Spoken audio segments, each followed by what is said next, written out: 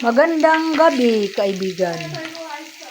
Nagluluto po ako ngayon ng pork stick na aming ulam na ngayon ng gabihan.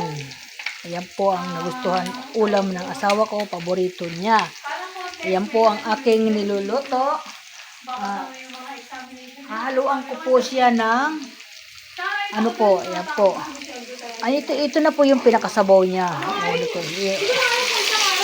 Ayan po yung pork stick, mga kaibigan. Dami na namang kakainin ang asawa ko nito dahil paborito niya ito. Yan, yung aking ginawa. Pork stick ang tawag nito. Pwede din po ang baka, beef stick naman sa baka. Ganito po ako gumawa ng pork stick. At tatakpan ko sandali at para maluto yung kanyang sibuyas. Yan po. Ayan po. Okay na po yan. At maya maya at luto na po siya. Ayan po. Thank you po ang lahat. Kaibigan. At diba, nakagawa na naman ako ng isang recipe na maganda.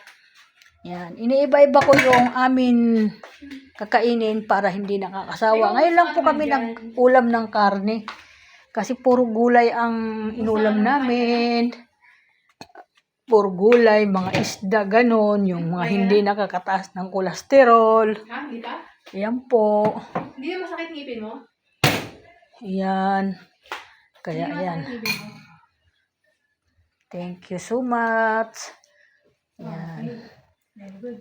Oh, sino ba yung kausap mo? Boyfriend mo nga? Sinong boyfriend? Si Miguel, nasa internet. Hindi pinakilala ko sa public. Puro kalukuhan. May depress sa tao. Si Mama. Sa totoo yun. Boyfriend ko to. Hindi nga lang na-authority dito kasi hindi pinayagan ng boss niya. Yan. Tapos na ako, maluluto na ako. Thank you so much sa inyo. Salamat. Maluluto na yun. Okay, maluluto na yan. Yan. Ayan na po. Kulo na po. Papatayin ko na po yung kanyang apoy, mga idol. Thank you so much. Yan. Tapos na po.